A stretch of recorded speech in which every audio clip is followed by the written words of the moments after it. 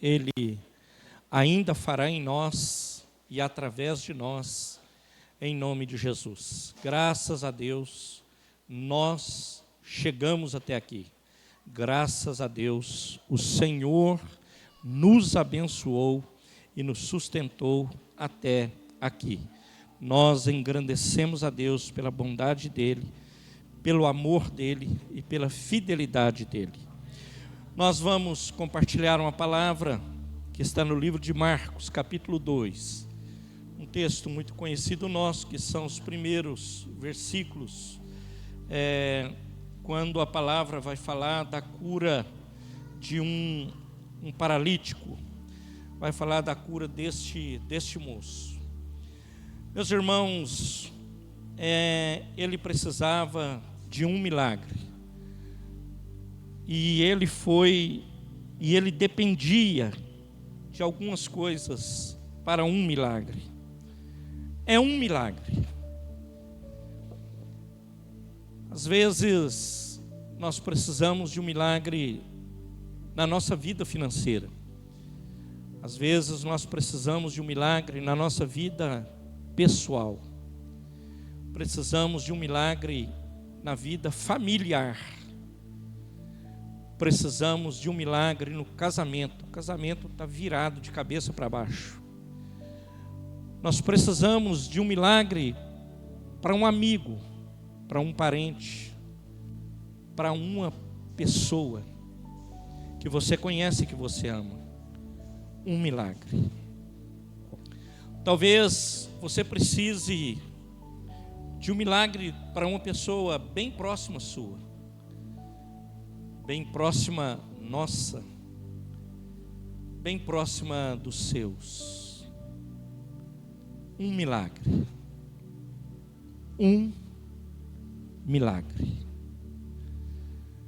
E nós vamos ver o relato deste moço, aleijado em uma cama, que precisava de um milagre.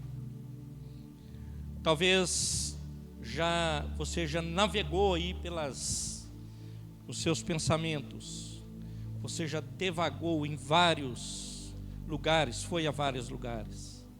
Senhor, eu preciso de um milagre para eu poder ajustar algumas coisas na minha vida que não estão bem.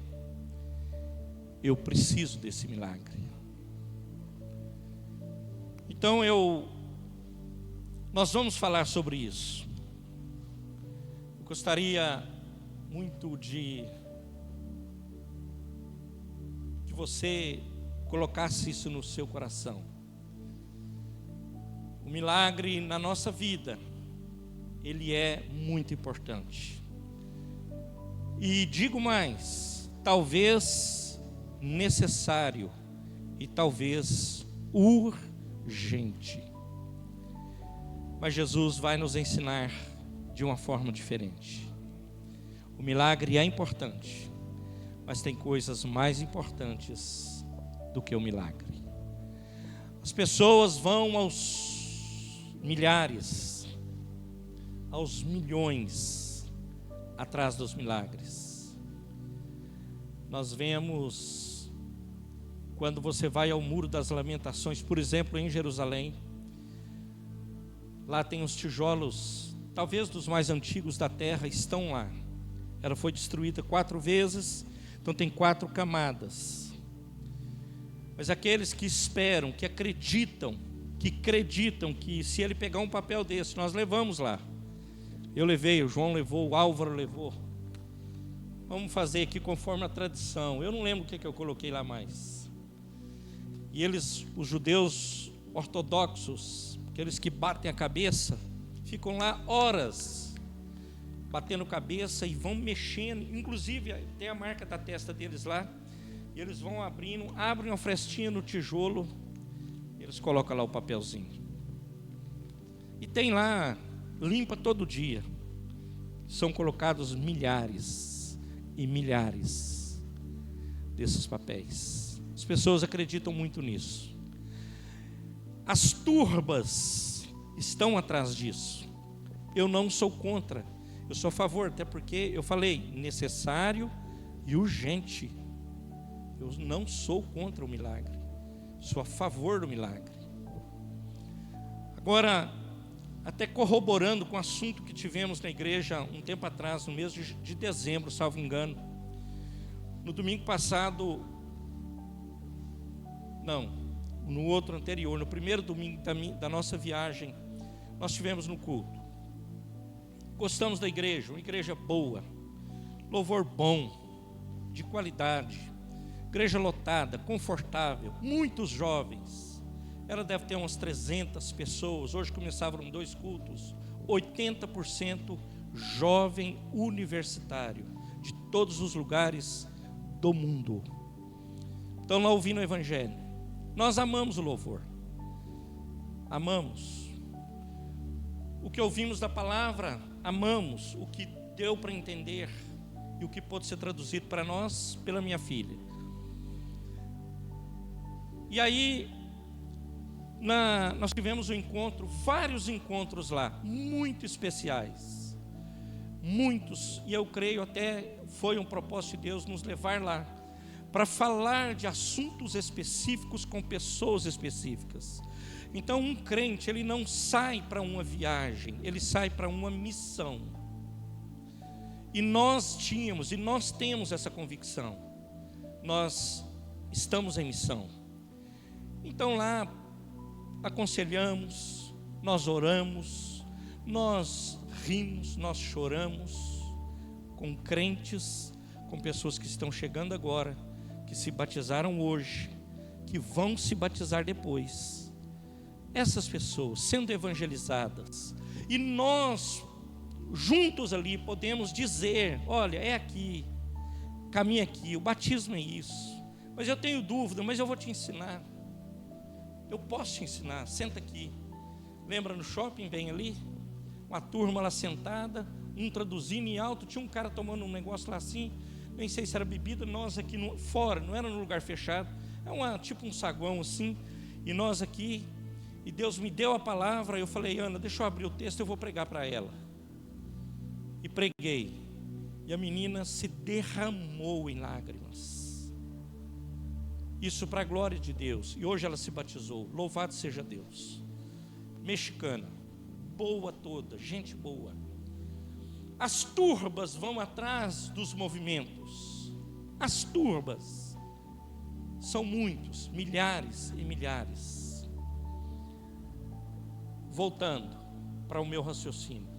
Aí tivemos um culto, saímos e nós fomos visitar uma família. Outro tempo de mesa. Hoje a moda é dizer tempo de mesa.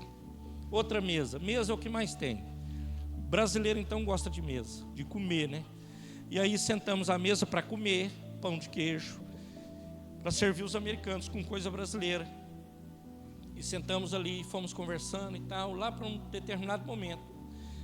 Uma coisa muito interessante que nós vemos com a cultura, a gente vê essa diferença. No Brasil, eu falo isso com tristeza, eu não sou assim, e desculpe, eu não gosto de pessoas assim. Pessoas que são, desculpe a expressão que eu vou usar, nariz empinado. O cara não pode ter 1 milhão no banco, porque ele acha que ele é alguém. 1 milhão no banco, não paga uma cirurgia. Esse cara que caiu sexta-feira, um ótimo advogado lá de Porto Alegre, jantou num dos melhores restaurantes de São Paulo na quinta à noite, postou no Instagram, ligou para a namorada dele, nem casada era, falou: estou indo embora, e ele não chegou lá para abraçar a namorada dele. Ele morreu quando o avião foi subir. Aí estamos na mesa e conversamos, e esse cara, ela é médica, e ele é um engenheiro, falei com o João, que eu nem entendi, é um engenheiro da pesada. Mas eles sentam na mesa, Gustão, como se ele fosse aprender comigo alguma coisa. São todos normais. No Brasil, raramente você senta à mesa com um figurão e você parla com ele aberto, nu, como nós somos. Raramente.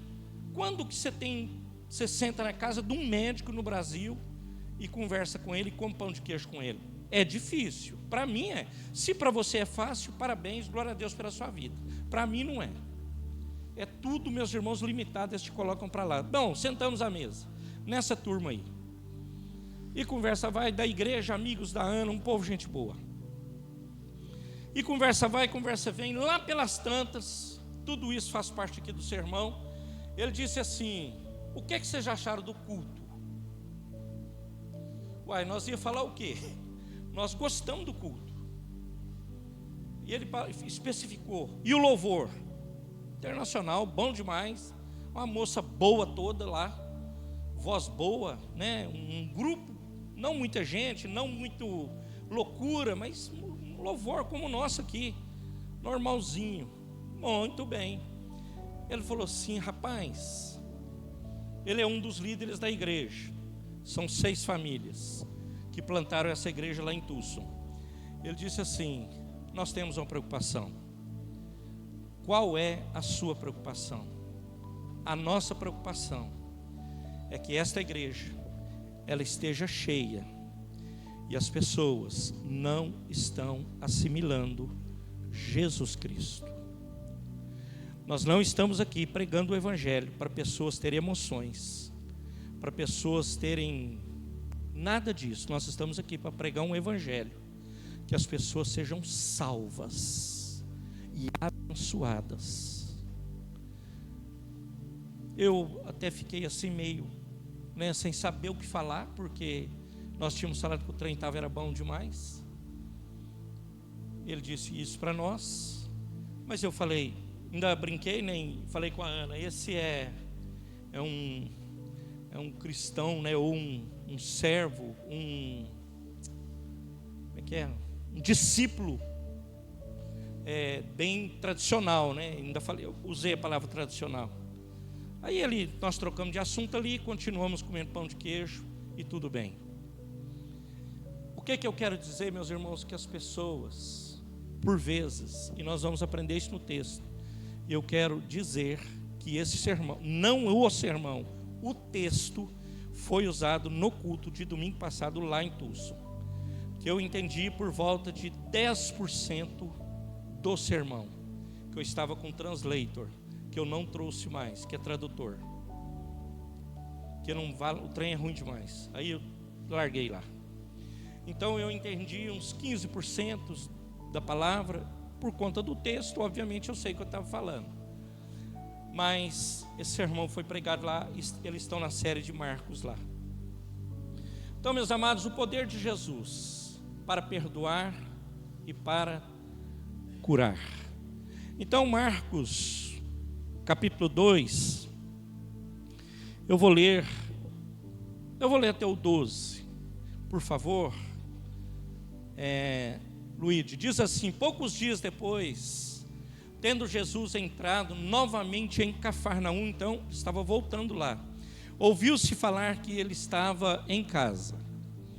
Então muitos se reuniram ali, de forma que não havia lugar nem à porta, e Jesus lhes pregava a palavra. Alguns homens vieram até Jesus trazendo um paralítico carregado por 4 pessoas.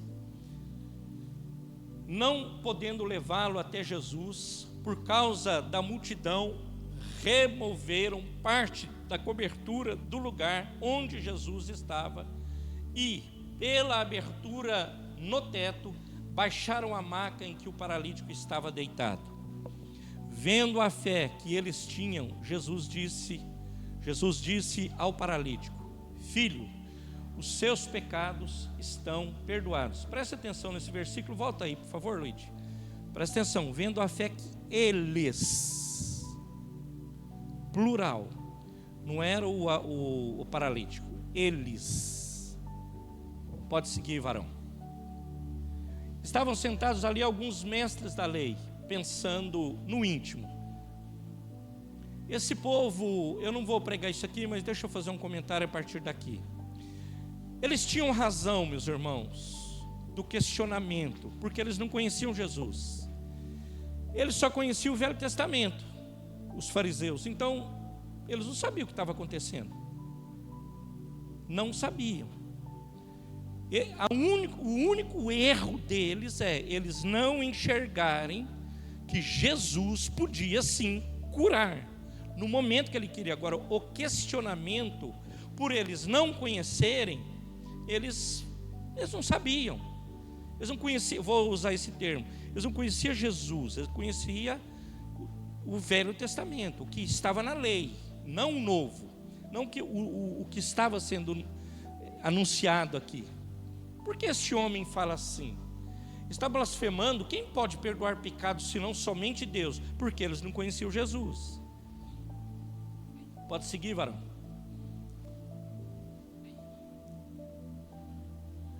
Naquele momento, como Jesus sabia em seu espírito o que estavam pensando, disse-lhes: por que pensam essas coisas no coração de vocês? Jesus sabia o que eles estavam pensando. Então, lembrando, Jesus é o Senhor Deus encarnado na terra. Ele tem a primazia da revelação de todas as coisas.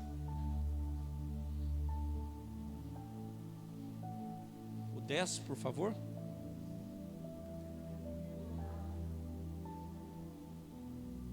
O quê?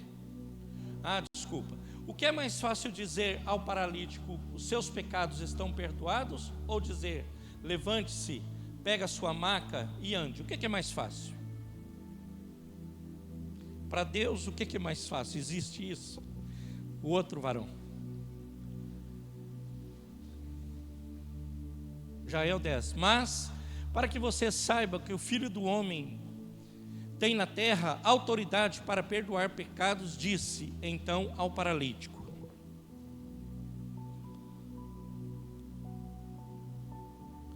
eu digo a você, levante-se, pega a sua maca e vá para casa.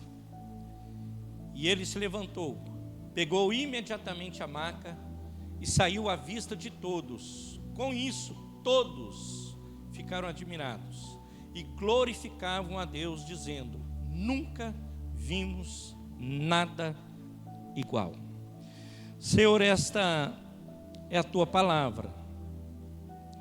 Ela é a palavra absoluta, palavra que cura, que liberta, que transforma, palavra que salva, palavra que sustenta, que anima, palavra que muda-nos, que muda a nossa vida. É essa palavra. Então, Pai, hoje fala conosco através desta palavra. Espírito Santo, vem agora, quebra todos os grilhões da incredulidade, quebra, Deus amado, a dureza do coração, tira os comichões dos ouvidos. Espírito Santo, venha sobre nós, venha sobre o teu povo, venha sobre a tua igreja, venha sobre os teus escolhidos, venha sobre esses que nos ouvem, que nos ouvirão posteriormente. Venha, Espírito Santo, vem, Espírito Santo, venha sobre nós, venha sobre a igreja do Senhor nesta noite, em nome de Jesus. Amém e amém. Volta ali em Marcos 1:28, por favor, varão. Jesus, ele havia no capítulo 1, você vai ver muitos milagres de Jesus, muitos. Marcos é um evangelho mais ligeiro, né?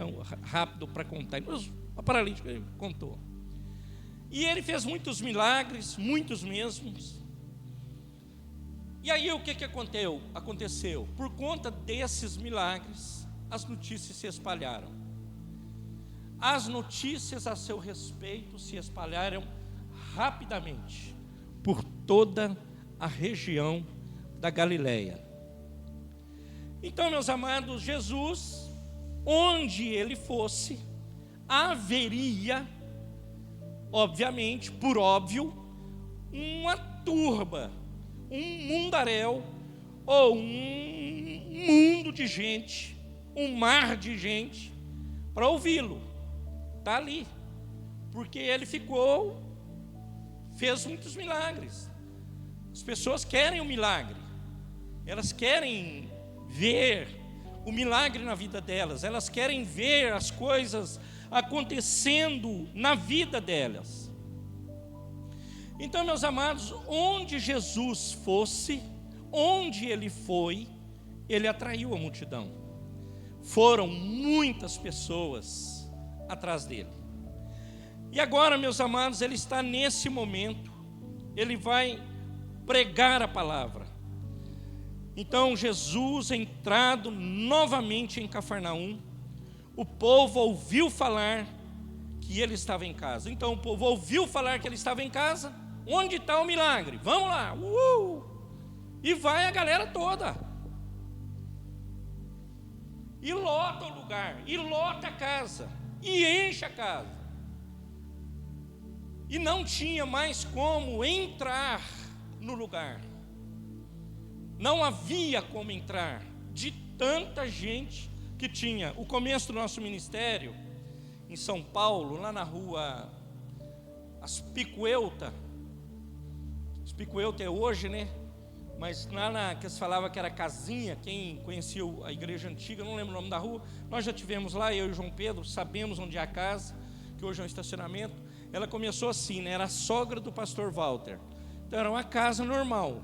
Começou o culto, foi enchendo, encheu a sala, encheu o quarto, encheu a cozinha, encheu o quintal, encheu tudo. Tiveram que quebrar a parede, porque senão não dá para fazer o culto mais. Aí falaram, agora chegou a hora da gente construir um templo.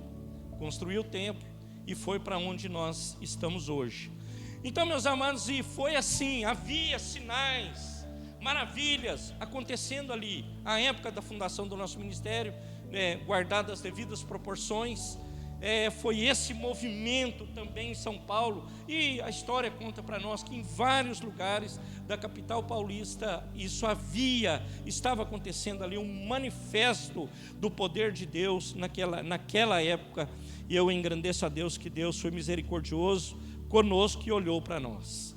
Então, amado, nesse ponto do ministério de Jesus, ele está sendo ali, vendo essas coisas acontecendo. Agora, Marcos, ele vai enfatizar a pregação de Jesus. Ele fala que Jesus estava lá pregando a palavra. Então, meus amados, ele estava pregando e evitando as multidões, porque se ele ia pregar e tinha essa multidão, como é que ele ia ensinar? Não tinha como. Então ele estava pregando, mostrando a palavra. Está aqui escrito, ó. Então muita gente se reuniu ali de forma que não havia lugar nem junto à porta, e ele pregava a palavra. Então Marcos, ele vai enfatizar que ele estava pregando a palavra de Deus, ensinando a palavra de Deus. Então onde quer que Jesus estivesse, juntava as pessoas, as centenas, as milhares, para ouvir o que ele tinha para falar. E Jesus estava ali, da mesma forma, e as pessoas cercando, pedindo cura, pedindo libertação. Só você ler o capítulo 1, o que acontece lá? Eles queriam ver esse manifesto, ver o que estava acontecendo.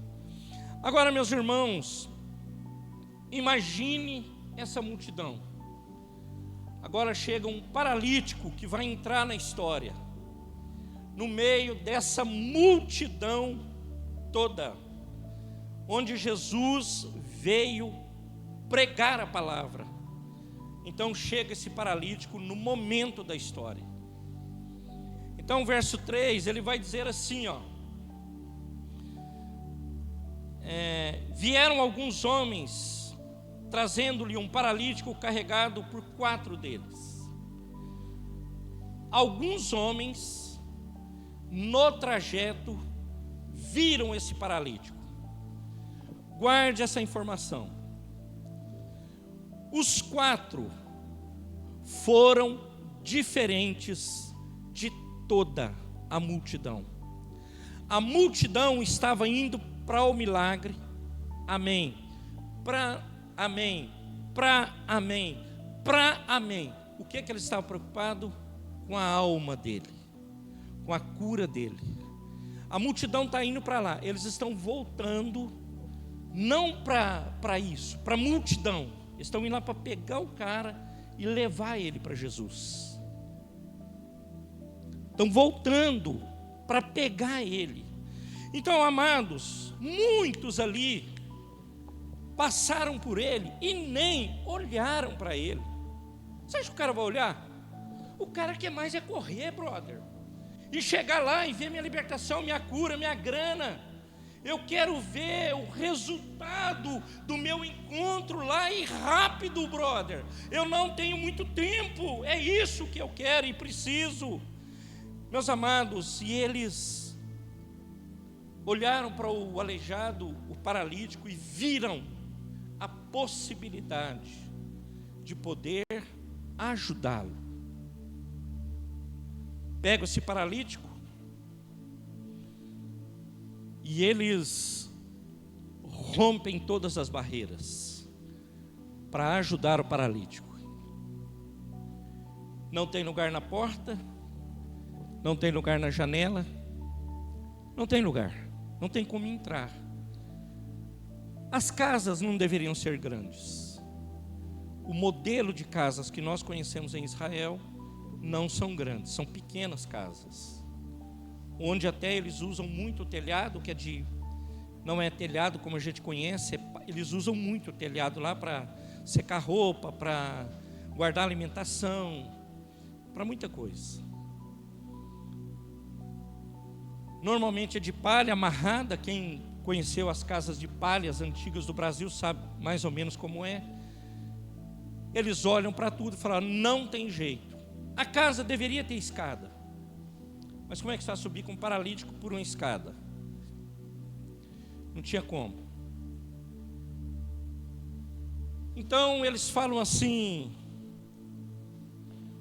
vamos levá-lo pelo telhado. Eles não podiam levar por causa da multidão. Então eles removem parte da cobertura, dá um jeito de chegar lá no telhado, e quando eles chegam no lugar exato, preste atenção nisso, que Jesus estava, eles descem o paralítico na frente de Jesus. Eles baixam essa maca e lá está Jesus. Irmãos, eu volto um pouco no raciocínio. Parece que a nossa natureza é assim. Eu me enquadro nisso. Nós vemos muitas dificuldades em muitas coisas. Muitas coisas.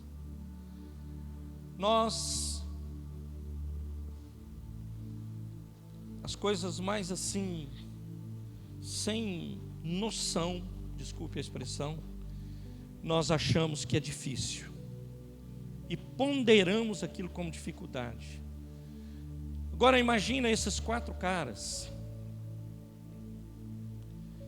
que tiveram essa coragem ali de mudar isso, essa história, diante da multidão, da sociedade, dos amigos, dos parentes, dele, do paralítico. Irmãos, que ali passou por ele primo, passou por ele prima, passou sobrinho, passou um monte de gente, largou o cara lá.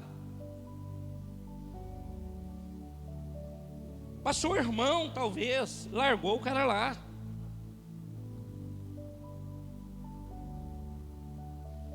Imagina isso no coração dessas pessoas. Olhando para tudo isso, realmente existe alguém na sociedade que está fazendo alguma coisa diferente, não está fazendo a mesma coisa. Tem uma pessoa que ama, tem uma pessoa que se preocupa com o aleijado, tem uma pessoa se preocupando com o enfermo, tem uma pessoa preocupado com o desvalido, não sei se está correta a palavra. Então, meus amados, eu faço uma pergunta para você. Se alguém da sua, ou se alguém da minha família, amigo ou não, parente ou não, uma pessoa da rua ou não, dependesse de você para isso, o que você faria? O que eu faria?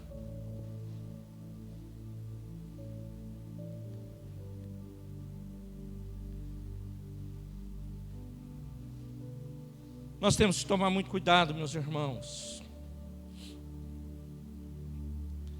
porque por vezes, eu já disse isso aqui, nós pregamos o evangelho na segunda pessoa, terceira pessoa, quarta pessoa, é sempre o outro. Eu mesmo, de vez em quando, eu falo aqui, a igreja brasileira sou eu faço parte da igreja brasileira.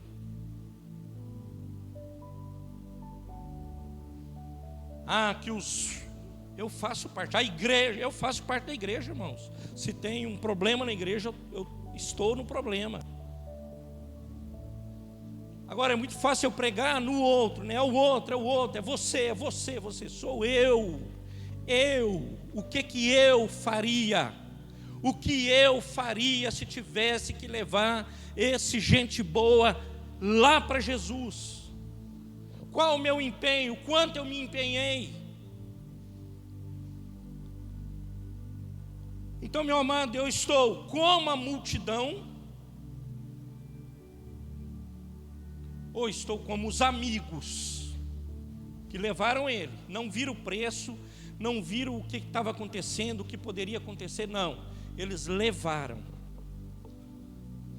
Eu já preguei um sermão aqui um tempo atrás, convicções abaladas. As nossas convicções, por vezes no caminho, elas abalam e nós não temos mais certeza. Queridos, nós precisamos olhar para o evangelho e saber disso, que Jesus continua operando sinais, prodígios e maravilhas. Amém, igreja? Por causa dessa sala lotada, eles descem ele. É uma maneira incomum de interromper um sermão. Já pensou eu pregando aqui, de repente desce um cara aqui. Imagina para a multidão, imagina mesmo para Jesus.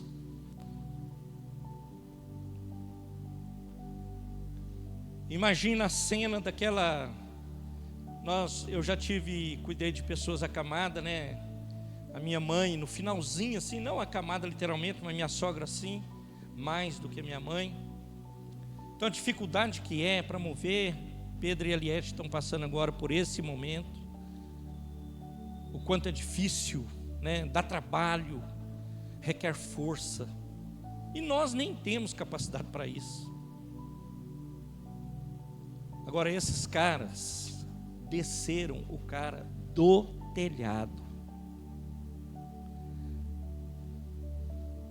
Não tinha cadeira de... Imagina, 4 cordas na maca e esse cara descendo. Imagine, meus irmãos. Olha a determinação deles. Olha a determinação desses amigos. Agora presta atenção numa coisa. É a mesma coisa do cego lá do filho de Davi, né, que pega a capa e joga fora. Ele tinha certeza. Olha que coisa, irmãos, o que é a fé. Às vezes a gente anda tão duvidosos das coisas de Deus. Eles sabiam que a única chance, porque era só descer, eles não tinham mais como subir com esse cara. Ele teria, e a fé deles era tão exponencial que ele vai sair daqui andando, e joga ele lá e fala, ele vai andar lá e ponto final. Eles acreditavam em Jesus. Pode levar lá em Jesus que ele vai curá-lo, ele vai libertar. Hoje, meus irmãos, nós colocamos em dúvida isso. Não põe em dúvida o poder de Deus, amado. Nós somos miseráveis pecadores, mas Deus é Deus, e Ele continua no trono, e Ele opera sinais, prodígios, maravilhas, e Ele cuida de todas as coisas. Nós, meus irmãos, somos limitados, mas Ele é ilimitado. Então, meus amados, eles já contavam. O cego, ele pega a capa, que era o que mostrava que ele dependia de esmola, que ele era cego, e ele pega a capa dele e joga fora, e abraça Jesus, na minha versão, e agarra Jesus. Ele tinha uma certeza: eu vou tocar em Jesus, e eu vou ser curado, e ponto final. Por isso ele joga a capa fora. Agora, nós não podemos colocar em dúvida o poder de Jesus, a graça de Jesus, a misericórdia do Senhor Jesus. Nós precisamos olhar para Ele e saber que Ele continua cuidando de nós. Amém, igreja? Os 5, varão, por favor. Vamos ficar um tempo aqui. Talvez a gente até termine aqui. Vendo a fé deles, que eles tinham, Jesus disse ao paralítico: filho, os seus pecados são perdoados. Irmãos, por que esse paralítico foi até Jesus?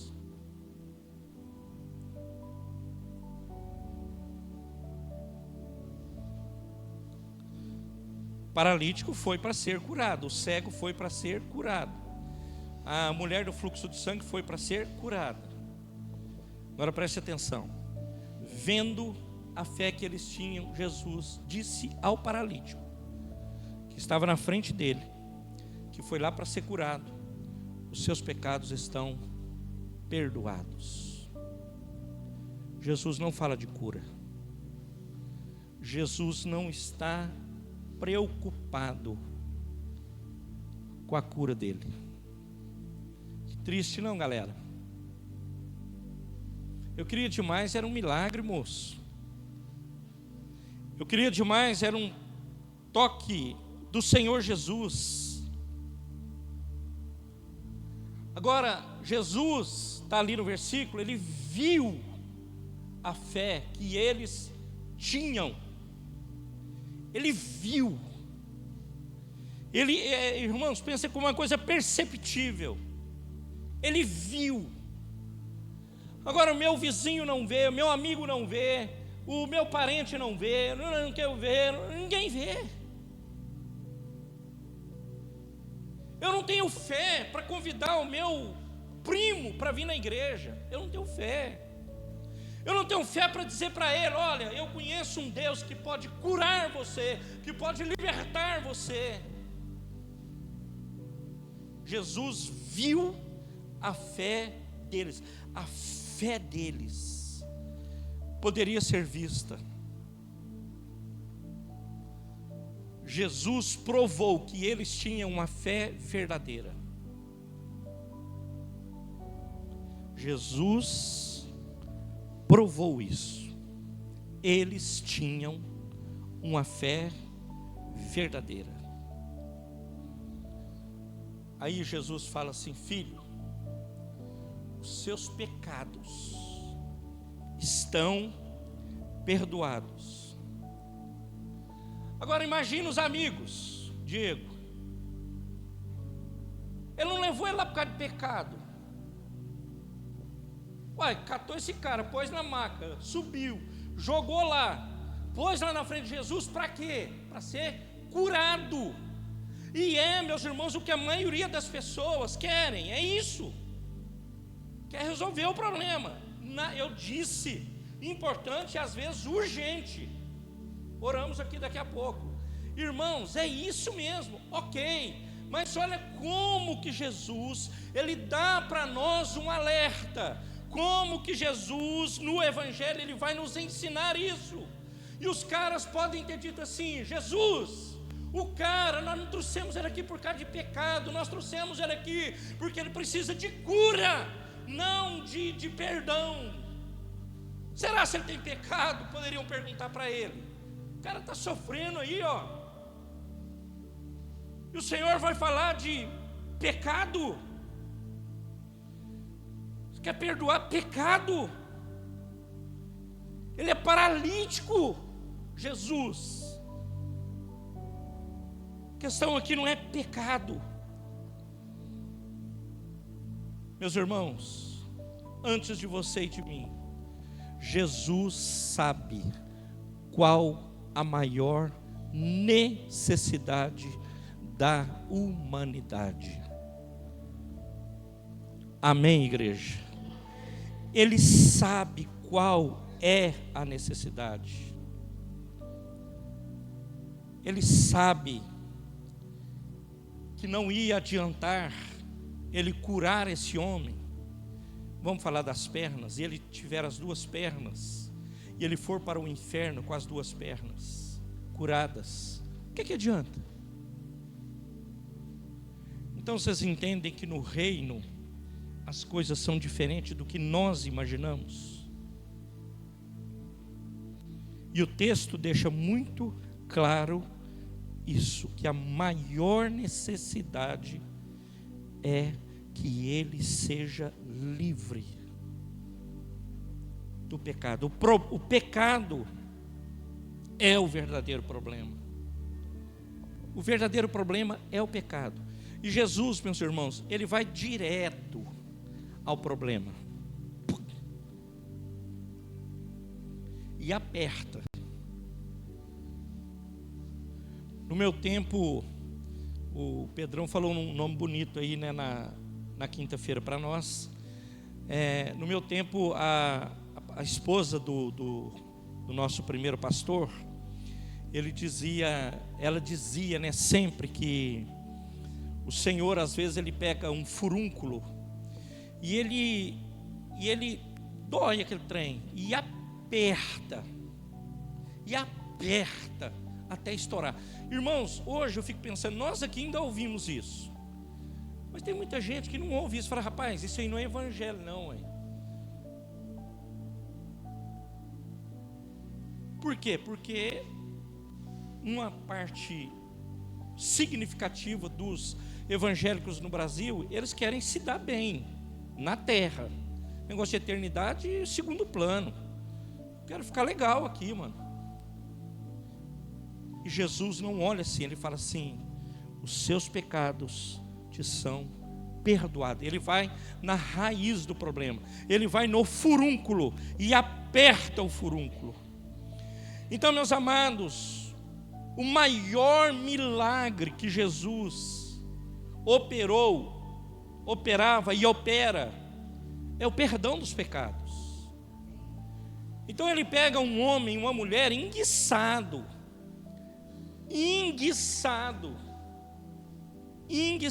um cara, desculpa a expressão, nó. E ele diz para ele: perdoados estão os teus pecados.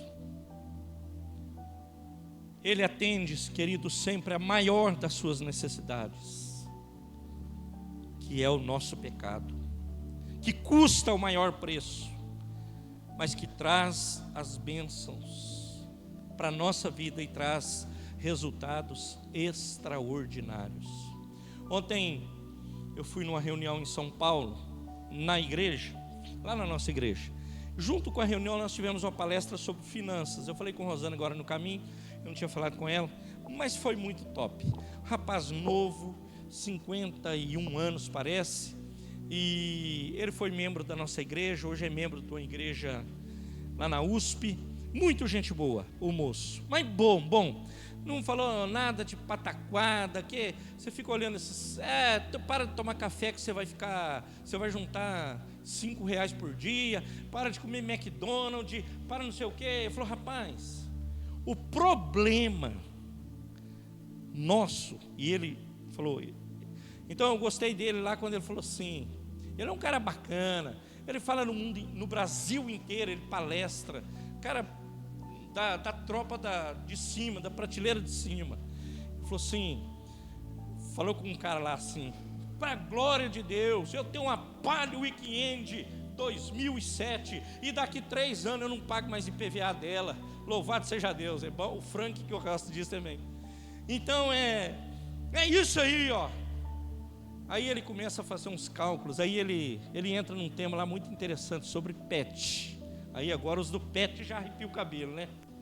Mas ele falou assim: leva uma mulher e um menino numa loja dessas de pet, lá naquela do shopping, lá, como é que chama uma legal lá? Cobase. Aí chega lá, tem aquele ratinho da Índia. Ele custa 80 conto. Aí você compra o ratinho. É o ratinho, não, o ratinho vai fazer bem para isso, para aquilo, compra o ratinho. Aí a gaiola, 300. A ração, o feno, a areia, não sei quem. Você sai de lá já com uma paulada de 1.200 conto. Para você ter um ratinho, um coelhinho daquele da Índia. 1.000 conto. Em 8 anos ele faz o cálculo, até ele morrer, que é a vida dele. 8 anos, o ciclo dele, ele vai morrer. Se ficar só naquilo lá, não tiver veterinário, nada, ele gasta por volta de 25 mil reais em 8 anos. Aí ele falou assim: e o cara quer resolver o problema financeiro dele desse jeito. Ele falou assim: o inimigo vai falar assim: eu não tenho nada com esse cara não, ele administra tão mal as coisas dele, que eu não quero tocar no que ele fala. O inimigo corre do cara, porque o cara é muito ruim. O cara paga 60 mil reais. Aí já é outro nível, para ir ver, por exemplo, a aurora boreal, lá na Noruega. Vou ver a aurora boreal, 60 mil. Pega o avião, vai para lá, para a Europa, voa, chega na Noruega. Aí chega lá, é possível que naquela data não aconteça a aurora boreal. Você gastou 60 mil e vai voltar para trás sem ver a aurora boreal, e vai ficar pendurado no cartão de crédito não sei quanto tempo, e falar: o inimigo. Inimigo? Você que é sem cabeça, por que você foi lá? Inimigo. Então eu gostei dele, porque nós, meus irmãos, fazemos muitas vezes isso. Administramos mal e colocamos a culpa em Deus. Ah, por que eu isso, por que aquilo, por que aquilo outro? Aí ele dá vários exemplos. Ele fala assim: o irmão vai e fala assim: eu tenho um sonho de ter um Opala 76. Cara, você comprou um problema. Não é o inimigo. Então, meus amados, o Senhor, Ele quer atender a sua e a minha. A maior da nossa necessidade é o perdão do nosso pecado. Mas o mundo está preocupado com outras coisas. Mas o Senhor,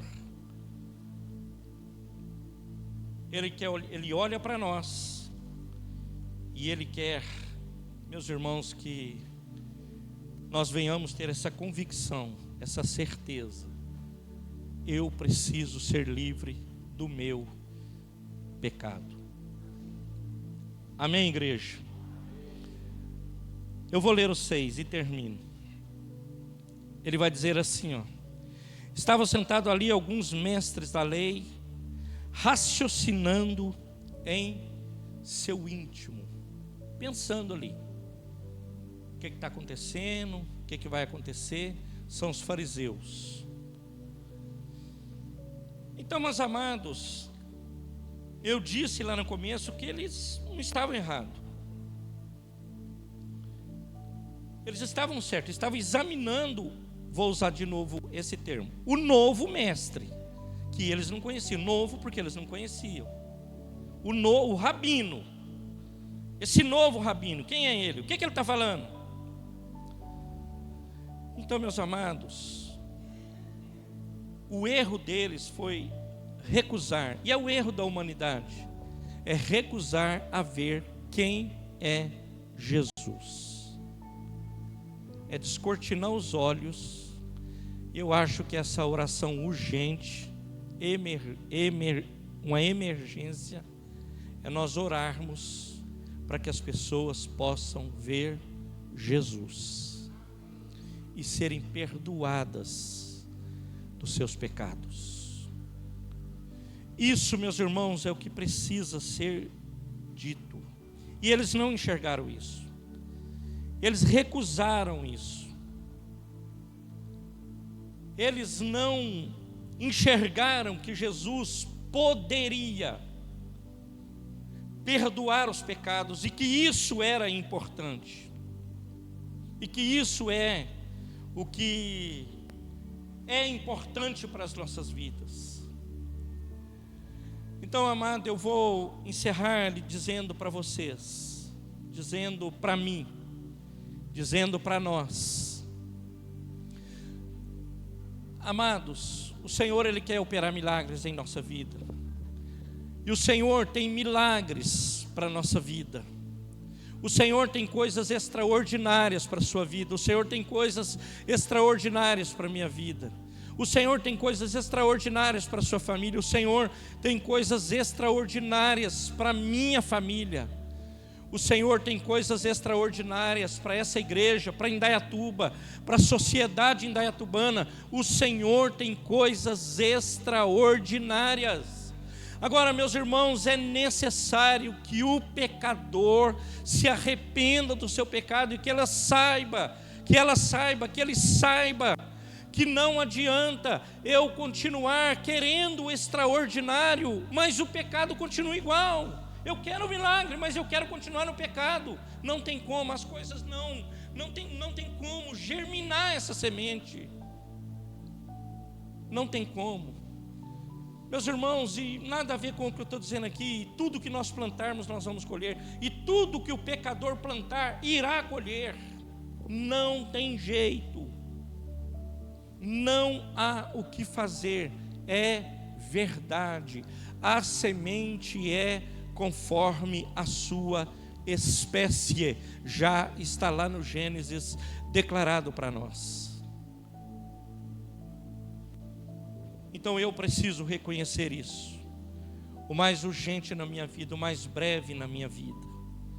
Reconhecer que eu sou limitado, que eu sou pecador, que eu dependo e careço da graça, da misericórdia e do amor de Deus.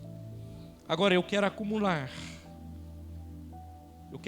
sermão, quero acumular vídeos da internet, eu quero acumular.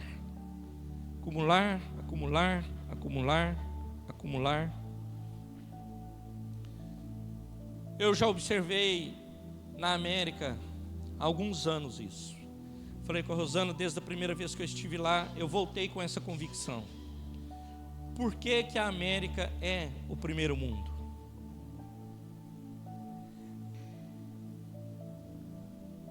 Então nós vamos falar da casa que a Ana mora, que é onde nós conhecemos. Lá tem 4 crianças, uma de 4 e 3 de 2. 4 crianças. Essas crianças não veem televisão. Essas crianças não é. Eu abri meu celular lá um pouco, levei bronca. Não se abre celular perto deles. Para lá. Ao mesmo tempo, essas mesmas crianças, nesses dias que nós tivemos lá, em uma semana, eles foram à biblioteca 3 vezes. 2 anos. 2 anos. Biblioteca 3 vezes. Eles tropeçam em livro. Tropeça para cá, tropeça para lá, tropeça para cá, tropeça para cá, tropeça para lá. Não põe a mão em celular. Aí você pergunta, será por quê que eles são o primeiro mundo? Será por quê? Eu falo para ela. Nós temos uma amiga já da outra vez, amiga da Ana, mas agora se tornou amiga nossa, que quando ela se formar virá ao Brasil, ela tem 18 anos, 19, está na faculdade. O pai dela é do corpo de bombeiros lá da Tuca. 18 anos. Você conversa com essa menina, ela entende de todas as leis, até onde nós conversamos, dos Estados Unidos. Ela sabe de trânsito, ela sabe de comida, ela sabe de rua, ela não usa o Waze, não usa nada. Ela entende de carro, se você perguntar de carro, ela sabe tudo. Tudo que você fala com ela, ela sabe. 19 anos. Fala, moço do céu. Nós estamos conversando com uma galera aí que eles não conseguem formular frases. Por que eles são primeiro mundo? Se você sentar e conversar com ela, tudo que você perguntar, ela vai te responder. Eu fiquei impressionado com o negócio da multa lá. Agora, o que eles fazem lá, os conteúdos, e nós pegamos o celular e ficamos aqui, ó. 5, 6, 3, 2 horas. O menino ontem falou que ele não tem rede social nenhuma, ele só tem LinkedIn, por causa do trabalho dele, ele não tem rede social. Ele leu, ele contou lá a data que ele descartou todas, em 21, ele leu 2.800 páginas de livros até agora. Ele abandonou tudo que era rede social e jogou fora. O menino que falou para nós ontem lá, o Cristiano. Agora, você acha que você vai conseguir ler?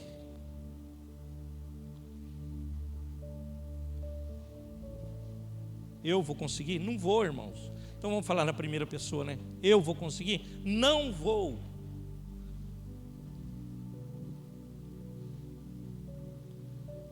Billy Graham disse uma palavra célebre. Ele fala assim: Deus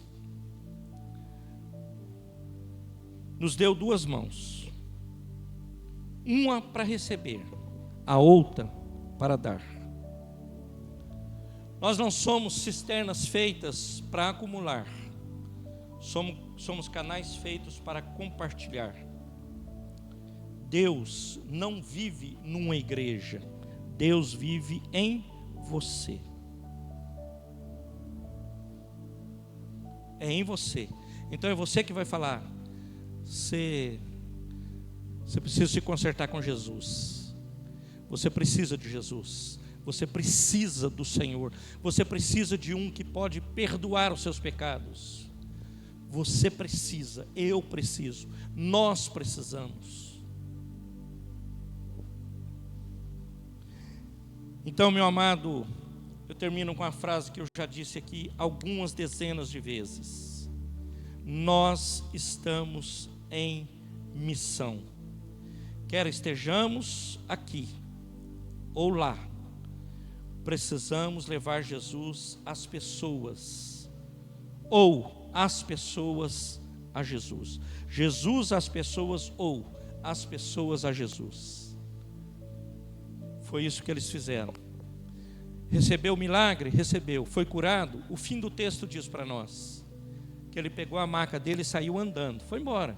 Louvado seja Deus. O Senhor tem milagre para você, o Senhor tem milagre para nós, o Senhor tem milagre para a sua família, tem para a minha família. Ele é o Deus de milagres, o Deus Todo-Poderoso. Agora ele diz assim, que coisa brutal, irmãos. Ele não foi levado lá por causa de... Foi levado lá e disse, perdoados são os seus pecados, é para isso. Aí depois ele vê o milagre. Então nós vamos orar, e o Senhor nos abençoe para que a gente possa ter um entendimento pleno desta palavra, em nome de Jesus. Se você puder e quiser, curva a sua cabeça. Senhor, nós